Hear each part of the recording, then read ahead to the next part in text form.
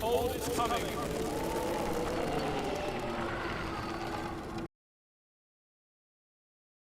Before we get into the gameplay, we must do some explaining first.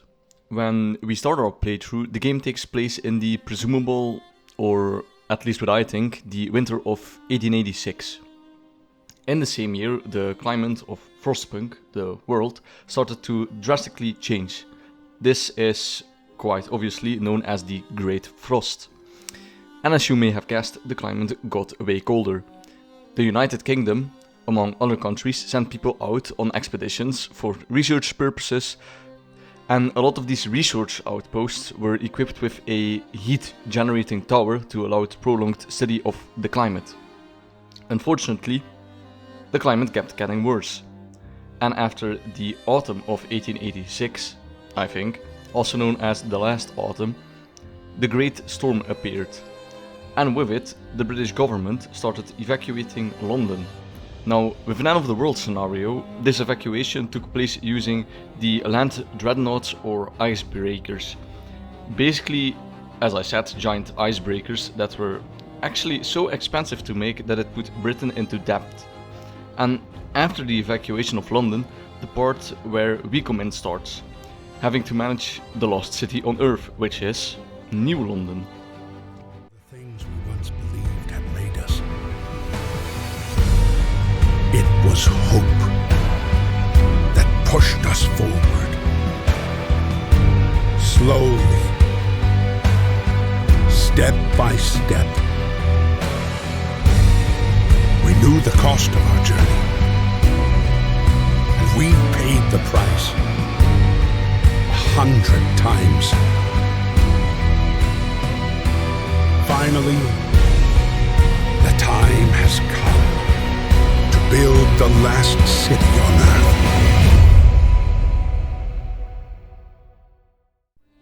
Excuse my terrible voice acting in advance because we fled from London and crossed the sea to reach the frozen north.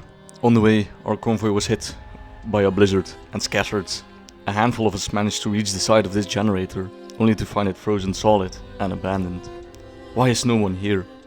Did any of our people survive the blizzard? Are there any others out there? Whatever we do, we should expect the worst now that the world, as we know it, has crumbled. Holy shit.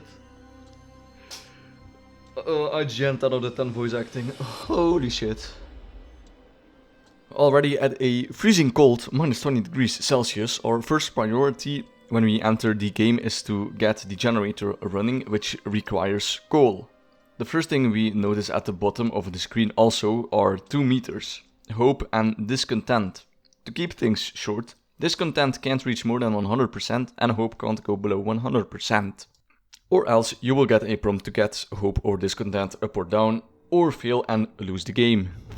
Anyways, getting a perfect start is the best way to succeed in this game, as the early and end game are the hardest parts, for me at least. So if you're following along for now, just listen up. First thing we do is place a gathering post, because the gathering post is actually a bit more efficient at gathering multiple resources than just putting the workers on the resource nodes directly.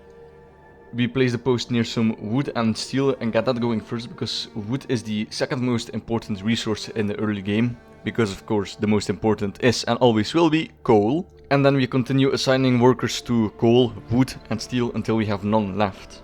And after assigning all our workers, a pop-up will appear. Clicking on the pop-up gives us a word of advice, telling us to consider signing the child labor law.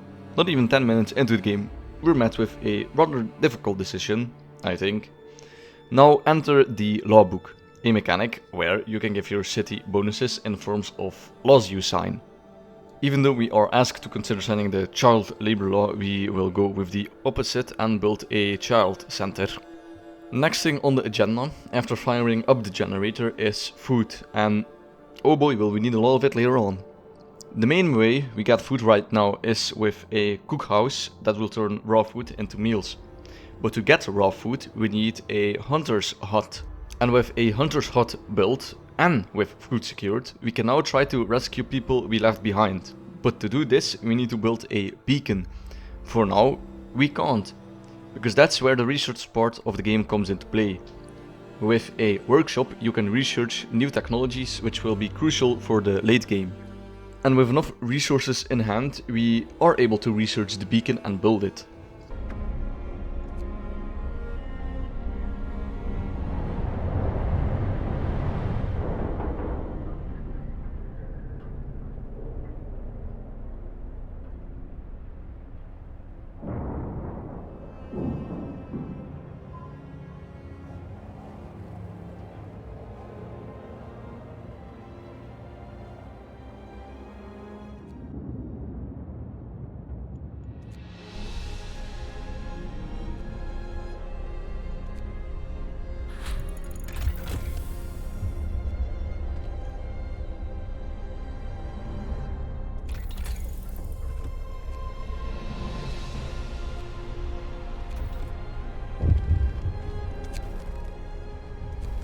Unfortunately, because of my stupidity, we have our first case of frostbite. Sickness, or becoming ill rather, in this case, occurs for a variety of reasons. Most of the time due to the cold. Depending on the type of sickness, these people will be unable to work. An ill person may eventually become gravely ill. The time it takes to become gravely ill, however, is dependent on the people's need difficulty setting. At medium, the difficulty we're playing on, this takes 3 days. Of course, to cure these people, we need an infirmary. Fortunately, if the person isn't gravely ill, we can just use a medical post.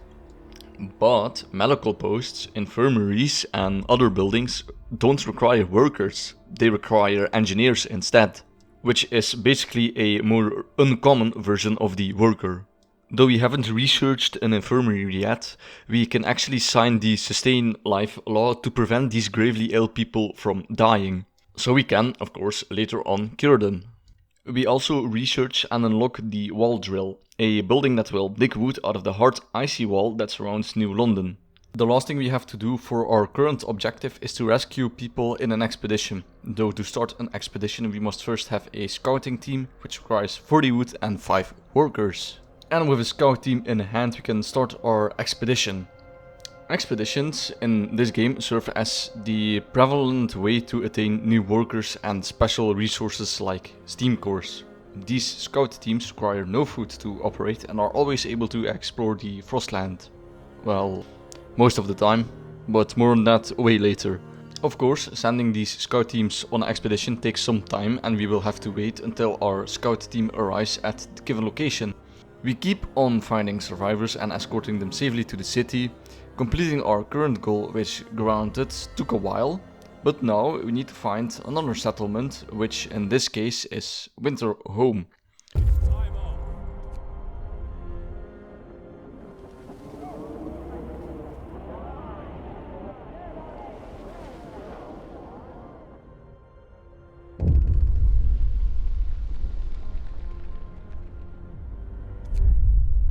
On our way trying to find this winter home, we also come across an automaton. Automatons are steam-powered machines on skinny legs for some reason. We can utilize to perform 24/7 labor, though at a worse efficiency than workers. But don't worry, the constant labor easily makes up for the efficiency, giving you a better net gain of resources than workers alone, who have free time. Though unfortunately when we near Winterhome, a scripted event plays.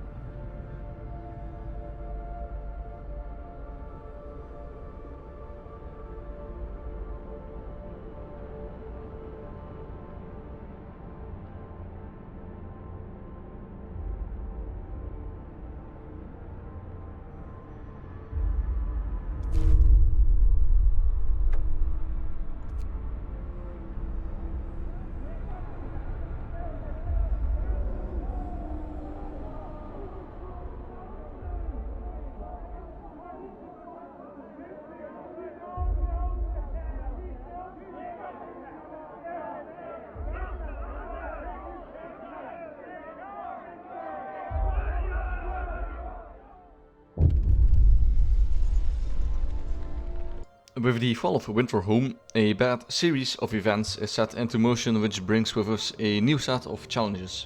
At this point in the game we are met with two choices. The city must survive and we have to choose. Do we go with order and discipline or give our people a new purpose with faith and spiritual strength? In the end we choose faith because why not? Though in my opinion it's actually a better option to choose order and discipline because it actually has a few laws that increase efficiency, which is quite crucial, but nonetheless. Anyways, for now we have unlocked a separate book of laws that will help us gain the hope of our people back. As with the fall of Winterhome, a group of rebels rise up, which are the Londoners. As the name suggests, these people want to go back to London. But we must prevent this, as surely these people will die on their way there. And with that, the mid-game starts. With these new laws in hand, we build things like houses of prayers and a temple to give our people a sense of purpose. On a side note, our expeditions have also progressed enough to where we can build outposts. Outposts will allow us to receive resources on a daily basis, which is very handy during the mid-game. We can even build one in Winterhome, which of course, when we find it, is completely devoid of life. Now it will take some time before the next plot point happens, so in the meantime we have to focus on getting our hope up. We continue researching, we continue sending scouts on expedition, and we continue signing new laws. We build houses of prayers, temples, and we initiate the faith keepers. Every issue that stands before us is met with a solution. We raise our hope and we mend the Londoners' ways. But where are we now? The Londoners are no more. But where are we now? Maybe we have gone too far. For it is not faith that kept the people together, but it was fanaticism.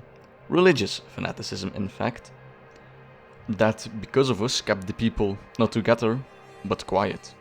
Submissive. Do we have a choice in this matter? Just think about it. We change society based on the people's need, even though we may or may not know what is the best for them. We need to make sure our people are willing to survive. And what does that leave us with? Well, a New London where religion became totalitarian. This isn't even the worst case scenario, since we can sign even more laws until we eventually reach the new faith. Establishing a new religion based on the survival of the city, where any who oppose us will be deemed as heretics and killed soon after. If you go with the opposite set of purpose laws, order, we basically do the same, though externally they are quite different. They are for all intents and purposes the exact same. Instead of shrines and temples we build watchposts and propaganda centers. Though yeah, I think that there isn't much difference between these two paths. Moreover, I think that it's just better to go with order instead, because it feels not only way more fleshed out, but the best option because it has a way better laws. But with that out of the way, our next plot point starts. A group of refugees enter our city and ask us to let them in. 10 out of 10 IGN would voice act again. Captain, a group of exhausted survivors has reached our city. From their frantic explanations, we know they've come a great distance and that many of them died on the way. The phrase "doom is coming" keeps being repeated, and they say many more refugees are following them. They're begging you to help them, sir. 10 out of 10 IGN would voice act again Lemau. As we will find out soon, doom is indeed coming. With each wave of people, more and of them. Anyways, with each wave of people, more of them will be sick. For now, we can easily let them in, as we have enough capacity to treat every sick person. Though unfortunately for the last wave, we can only let the healthy people in. And with that, the final stretch of the game starts. The end game, aka the Great Frost. We have some time before it arrives, but we don't know when unless we research the stereoscopic lens. When we do research it, we are met with the most difficult part of the game, in my opinion, which is preparing for the storm. We will have to rescue even more survivors, recall all our scouts and outposts teams, research the last few generator upgrades and gather a week's worth of rations. With these goals at hand, we prepare for what's ahead.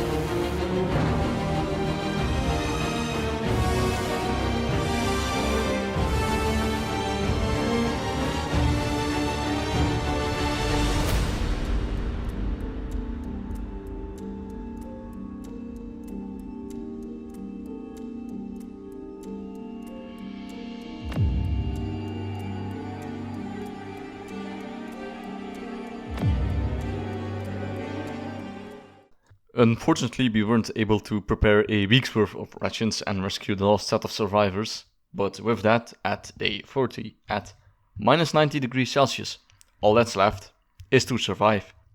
And once again, it's time for yet another time lapse.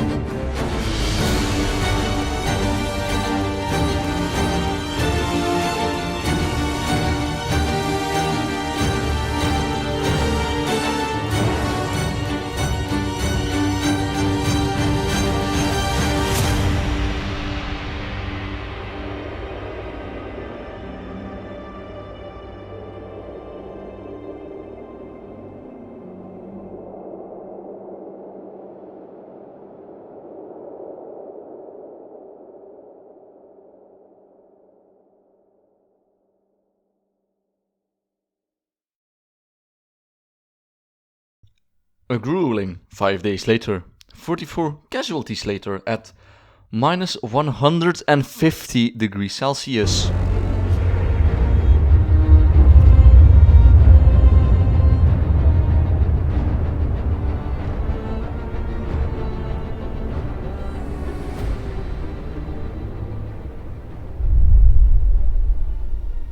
We have survived.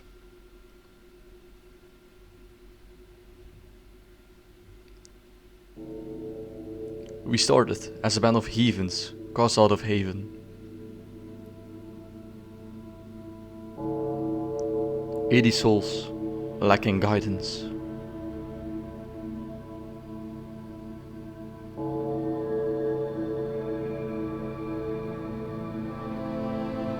First, we decided to tighten our belts. Tinned soup became our main meal.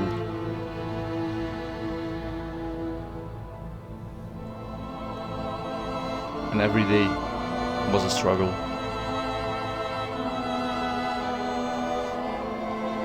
So we adapted.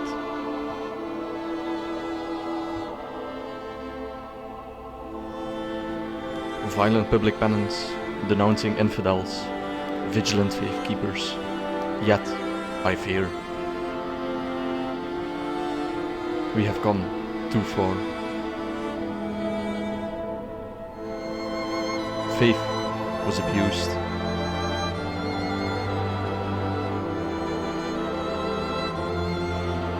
The city survived.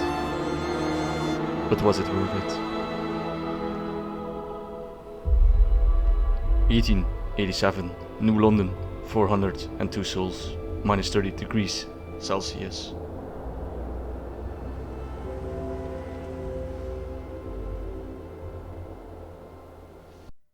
Honestly, I think that the 5 days of surviving has got to be the best part of this game.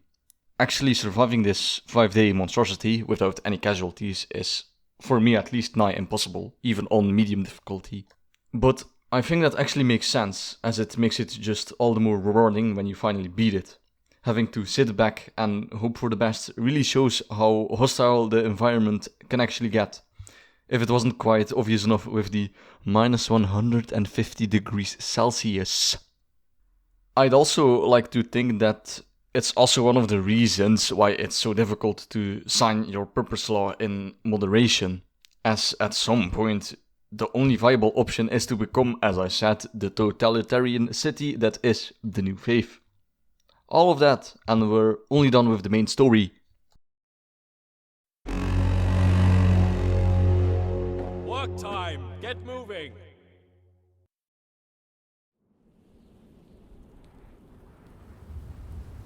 They say the snow is dead. But we've learned to the contrary. Snow is ever-changing, unstable, restless. We survived the great storm. It took away a lot from us.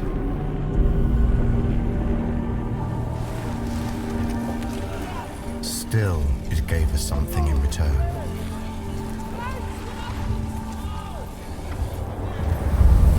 Tempestuous winds brought relics of the past to light, ones that can bring hope for the future. Our assignment was simple: arrive at the site, build a reliable camp, and create a stable chain of supply. In return, we'd get food and necessities. A square deal. But deals have this peculiar quality. Just like the snow, they tend to change.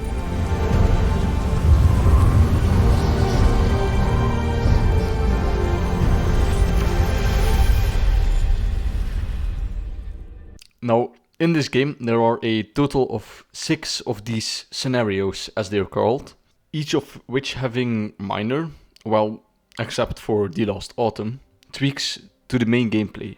The only ones we cover in detail are On the Edge and The Last Autumn, as those are the most important to the overall plot. The rest, not so much. So they probably aren't making it into the video, unless they made it into the video, in which case you will probably see it in the chapters of this video, probably. Now the previous 2 scenarios I mentioned are actually DLC, so if you really want to buy one of these DLCs, I recommend going with The Lost Autumn, because it's just the better DLC overall, being way more fleshed out and being at least very different to the main game. But before we get into that, we need to play through On the Edge first. As the opening cutscene should have made clear, On the Edge takes place after a new home. This is where we are tasked with providing a stable income of steel and steam cores. But as said in the cutscene, deals have this peculiar quality. Just like the snow, they tend to change. The Great Storm has uncovered an underground army warehouse from times before the evacuation. New London sent us here to build an outpost and gather any resources we find. We must rely on New London for food. There are no animals to hunt, and the ground is rock solid. Thankfully, the weather is fine for now, so we should survive without the generator until we have other ways of heating. For now, all we've done are some very standard procedures, making sure every basic facility is built, though mayhaps we have in fact forgotten to build a medical post. But that's neither here nor there. It wasn't like they needed much of a doctor anyway. Now, for this playthrough, we are playing on easy, and for every other scenario, we're also going to be playing on easy just for the sake of getting the footage and me actually completing the scenario. Because, oh my god, this game is actually very difficult. The main gimmick in this scenario is that we are able to communicate with New London to ask for extra resources.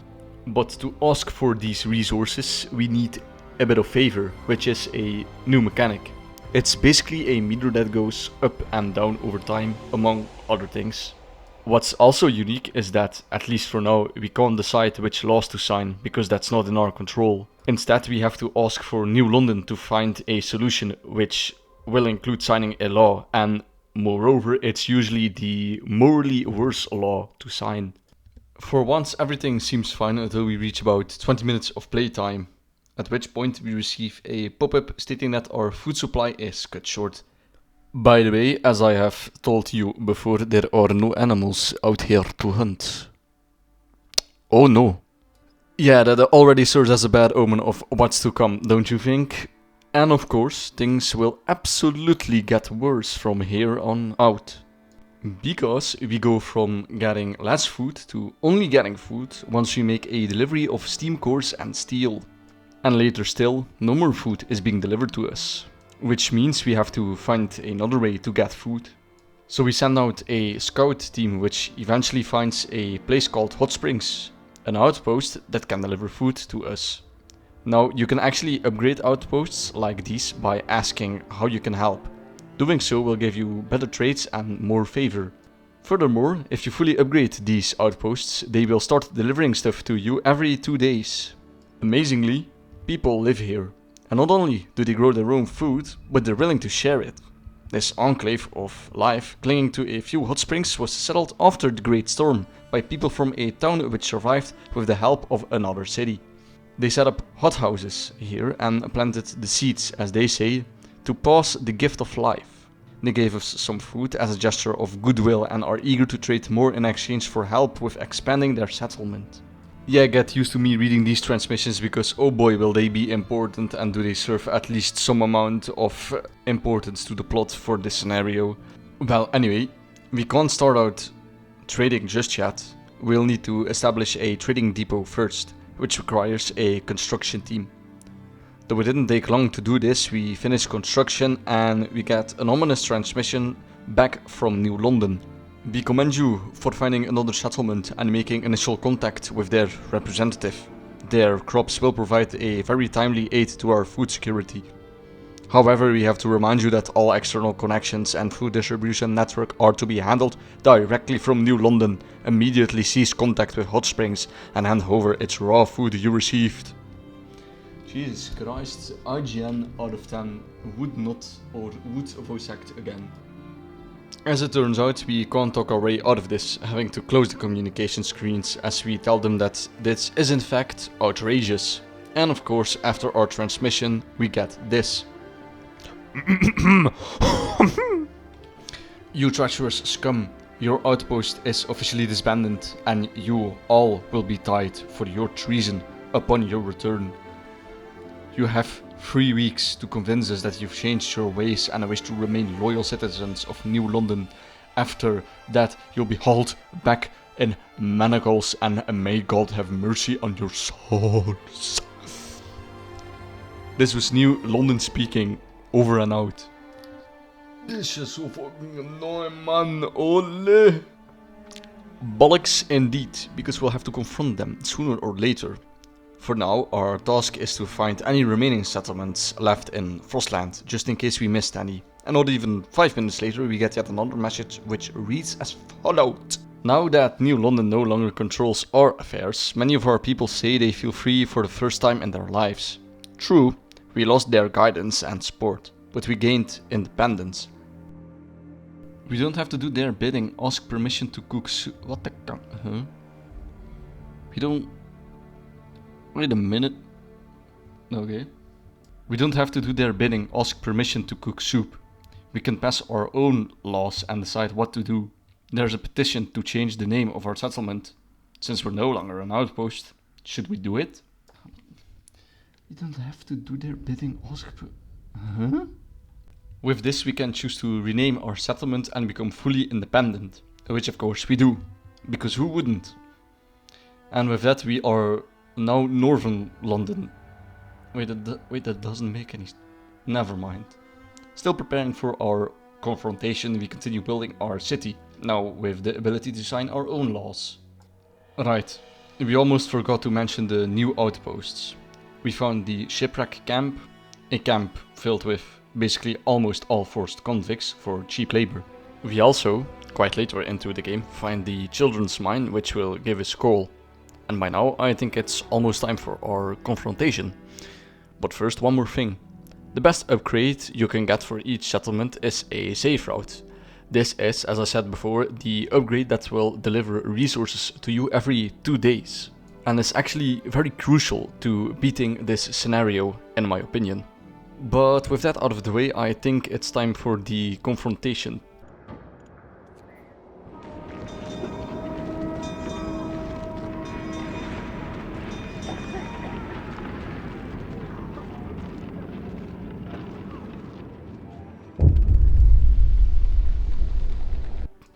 That's no punitive expedition. These are ordinary people. Their delegates are here to ask for help. We've fled the hunger and chaos of New London. Everything is falling apart. Healthcare, the coal supply, and even the generator. The administration just argues over what to do and no decisions are made. Help us, please. You're our only hope. Some of our people, recognizing their friends and relatives among the refugees, are embracing them and taking them home. We have no choice. We must welcome them. Jesus Christ, fucking 0 minus 7 out of 10 voice acting, IGN. Turns out, there was no intervention. Instead, a few refugees from London came to ask us for help. And already we receive a transmission from New London, which reads: Outpost 11, we heard some people from our city have reached you. What they tell you is mostly true. We lost some crops, had a food shortage, used sawdust, had labor shortage, then a generator malfunctioned and things got out of control. To prevent panic, we tried to cover up the scale of the crisis. That's why we didn't tell you. We urgently need resources and people. Our relations weren't good recently, but please, can you help us? New London can't fall. And with that comes our major moral dilemma for this scenario. Do we help New London? Or do we destroy it? First we have to think about it for a second. Unfortunately, our reputation with the children's mine wasn't high enough to ask about New London, but the rest have the following to say. What's up, Northern London? Speak your mind. Can you help us with New London? Alles wel, V. New Londoners are scum.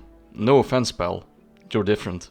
But they can go to hell with their generators and fancy houses. They grew too big and the world will cut them down. If you help them, they'll only stab you in the back. Mark my words. In the end, each of us should stand or fall on their own. We say let New London fall, but we owe you and will help you, whatever you do. Northern London, greetings.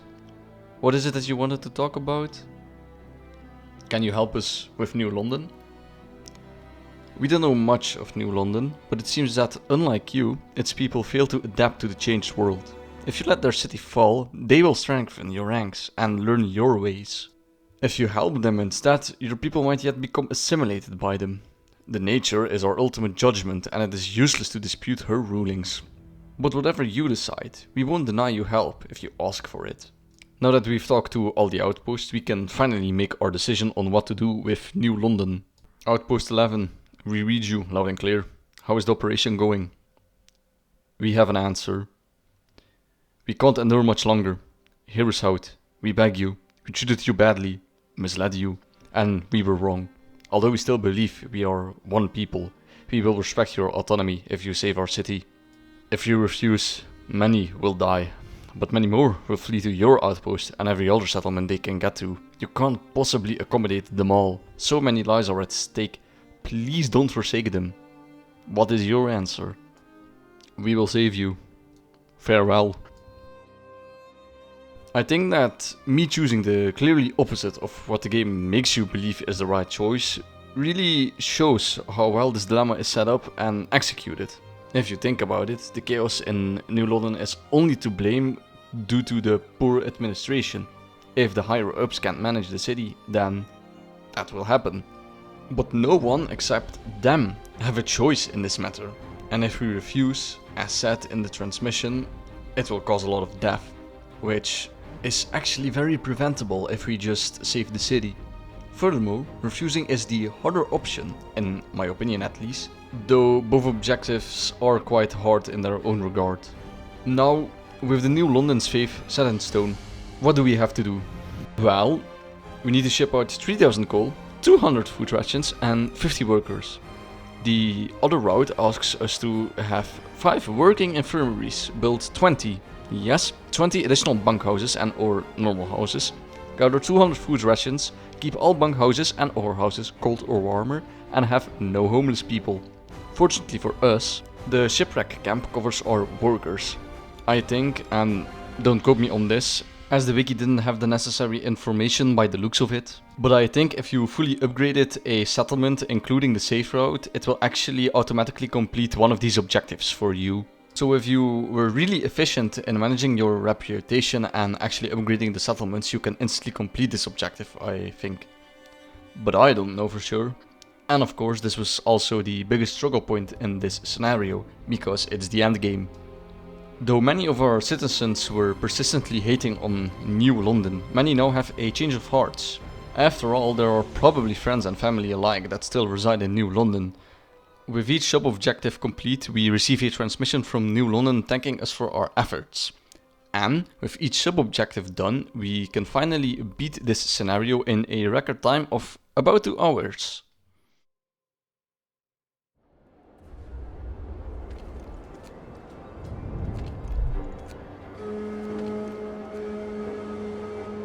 Shift's over.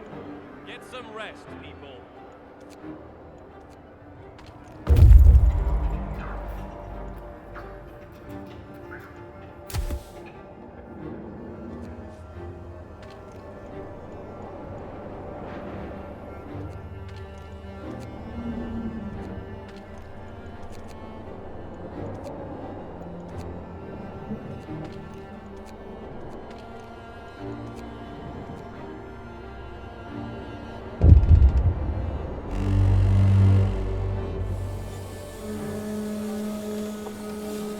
Good day, people. Time to get busy.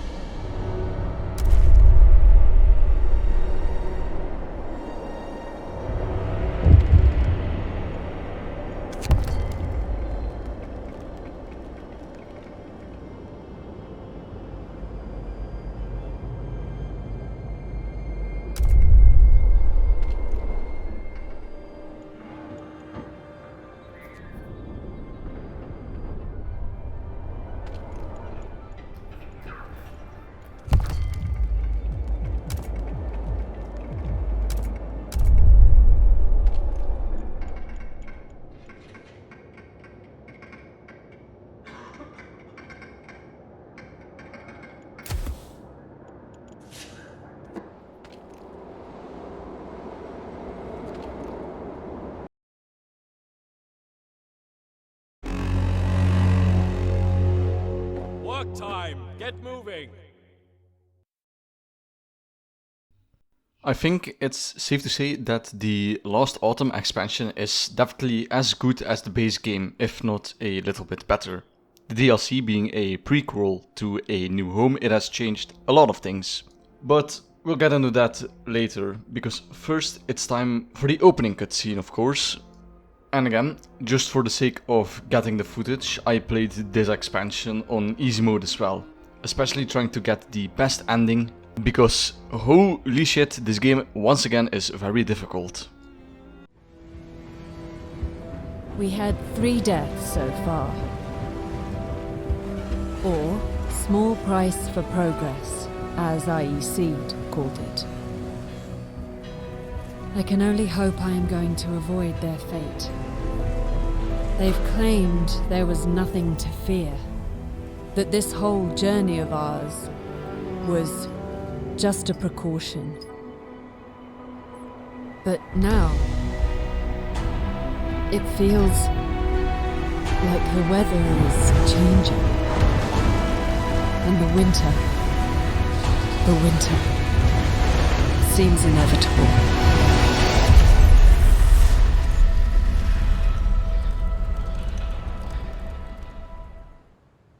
One of the reasons I think it's so much more difficult than the base game is because of the new mechanic, your schedule.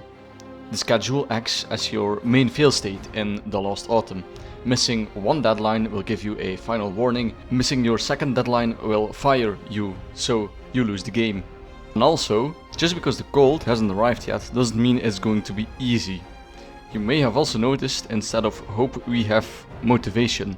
Furthermore, we see that the motivation bar is split into 3 segments, each of which giving corresponding buffs or debuffs. If your motivation falls below 33%, for example, workers become 50% less efficient. But on the other hand, if the meter exceeds 66%, instead workers become 50% more efficient.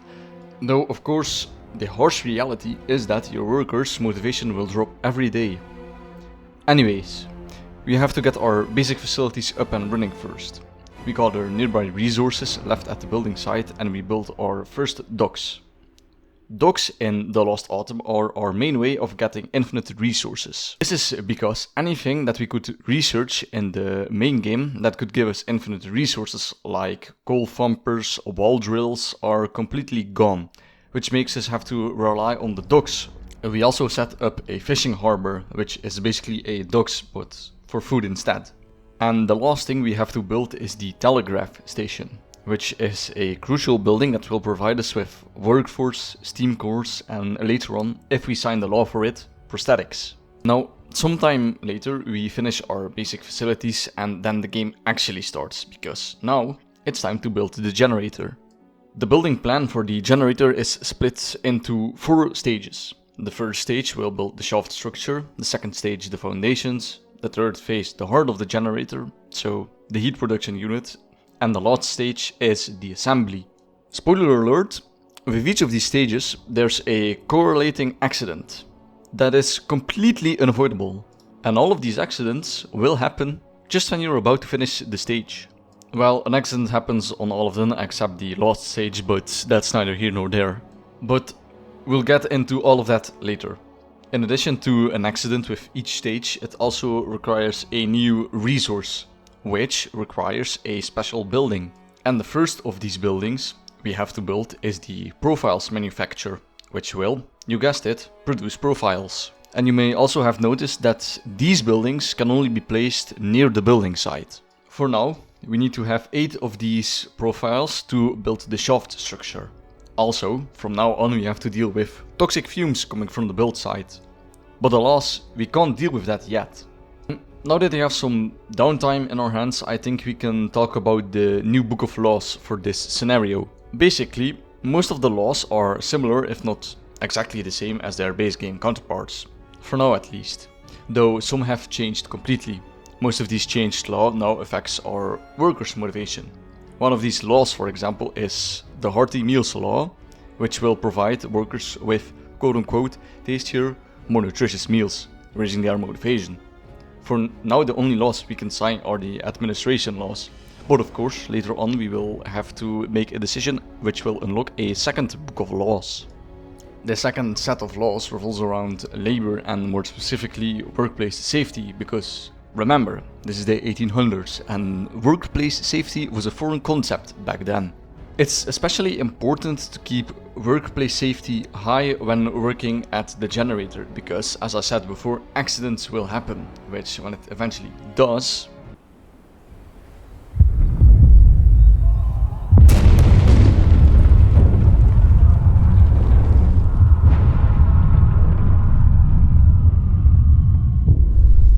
we can choose the best option for our workers, making sure no one dies. Unfortunately, even on easy mode, this wasn't the case for us because we forgot to build a ventilation unit.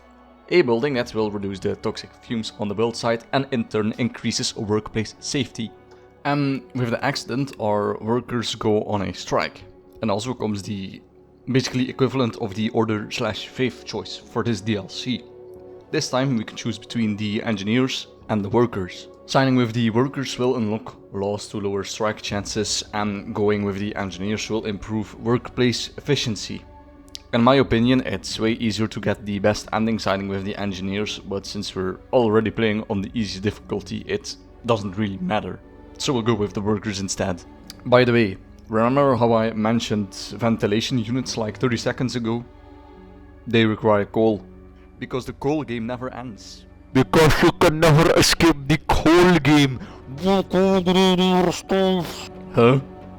Now, after some time we finish our first stage and commence the second one. Our special building we have to build this time is the machine shop, which will produce pressure valves, which will allow us to build the tower pumps. One thing I think is important to mention is that the research required to unlock these buildings isn't actually locked behind any sort of prerequisites. This means that if you are fast enough in this DLC, you can actually get way ahead of schedule in the sense that you can, for example, have a machine shop ready on stage 1, which will allow you to instantly build the second stage, because you already have everything to build that stage. But you know what time it is. Get up, workers. Report for duty.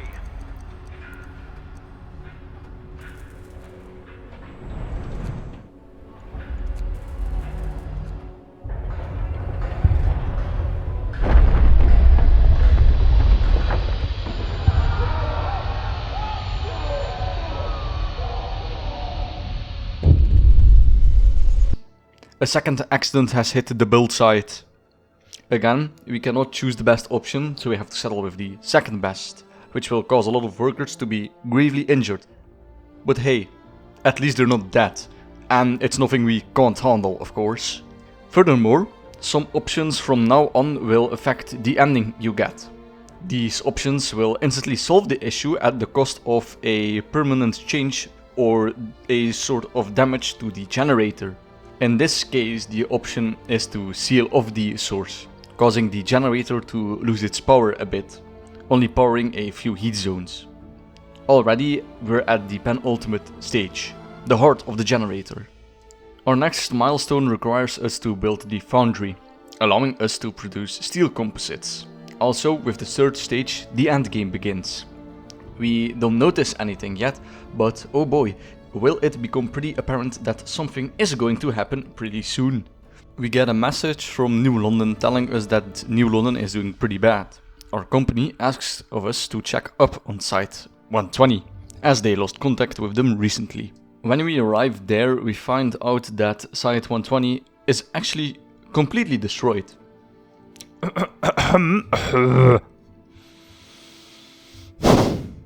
Site 120 has been destroyed by a violent rebellion. Unburied bodies lie everywhere. We found no survivors. Peeking into the generator pit, we saw even more bodies scattered at the bottom. Judging from their clothes, most victims were engineers. All buildings are in ruin, gutted by fire or wrecked on purpose. We'll gather whatever supplies we can find and leave this terrible place. And if that wasn't bad enough already, it's also getting colder. You know what that means.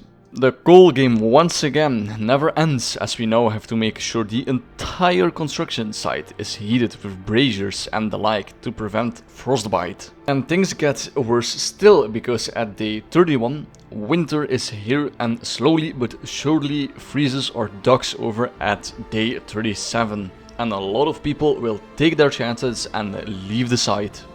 Furthermore, we can't order any workers either.